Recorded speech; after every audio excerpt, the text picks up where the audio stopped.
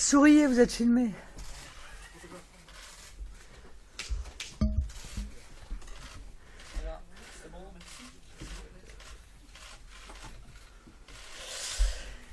Les Américains ont voté. Ils ont refusé le statu quo. Ils ont montré par une décision qui a surpris ceux qui croient que les situations sont immuables, que le monde bouge, que le monde change, que le mouvement fait partie de la vie des nations. Ce qui s'est passé cette nuit n'est pas la fin du monde, c'est la fin d'un monde. Les Américains se sont donné le président qu'ils ont choisi et non celui qu'un système installé voulait leur faire valider, comme si les élections n'étaient qu'une formalité, voire une corvée, pour satisfaire les apparences ou les convenances. En cela, la décision du peuple américain doit s'interpréter comme la victoire de la liberté d'un peuple souverain, la liberté de citoyens qui ont su s'affranchir d'une campagne où le dénigrement et la peur, où l'infantilisation et la condescendance furent autant de tentatives finalement infructueuses de conditionnement de l'opinion. Parce que seul compte à mes yeux l'intérêt de la France et des Français, j'ose répéter ici que l'élection de Donald Trump est une bonne nouvelle pour notre pays. Refus du TAFTA et plus généralement d'une mondialisation sauvage, pacification des relations internationales, notamment avec la Russie, désengagement des expéditions belliqueuses qui sont à l'origine des grandes vagues migratoires dont nous sommes directement les victimes. Ces engagements, s'ils sont tenus, sont bénéfiques pour la France. D'une manière générale, et la classe politique française devrait s'en souvenir, on gagne toujours à fonder sa vision sur le respect des autres peuples et le refus des ingérences moralisatrices. Dans une démocratie, dans tous les pays, c'est le peuple et lui seul qui décide. C'est lui et lui seul qui donne la légitimité.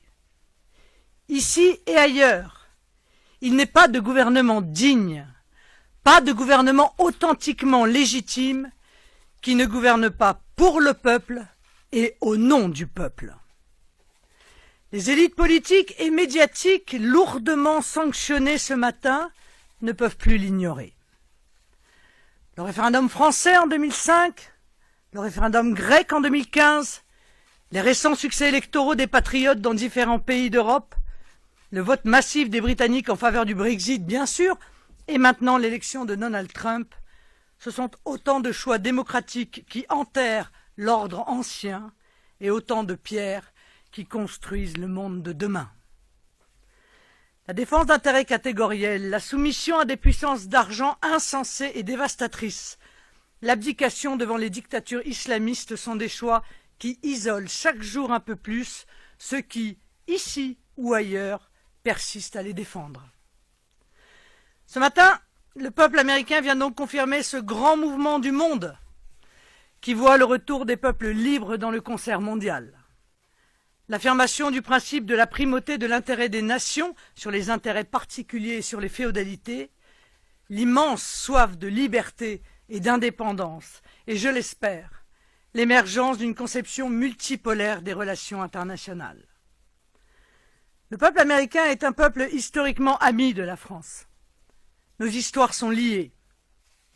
Nous l'avons accompagné dans sa guerre d'indépendance, puis nous l'avons imité en empruntant derrière lui les chemins de la liberté. Gageons que les Français qui chérissent tant cette liberté y trouveront une raison supplémentaire de rompre avec un système qui, eux aussi, les entrave. Avec raison, le nouveau président des États-Unis d'Amérique a réaffirmé dans sa première intervention son intention de faire valoir l'intérêt de son pays. Je ne lui en ferai pas le reproche, puisque nous partageons cette conception de l'action politique pour nos pays respectifs. Dans le même temps, il a tendu la main à tous les pays qui souhaitent travailler avec lui. Dans le cadre de relations fondées sur le respect de nos souverainetés et de nos intérêts nationaux, cette main tendue est un geste dont nous devons prendre en compte la portée. Qu'il me soit permis d'adresser mes félicitations au nouveau président des États-Unis et mon témoignage d'amitié au peuple libre des États-Unis d'Amérique. Je vous remercie.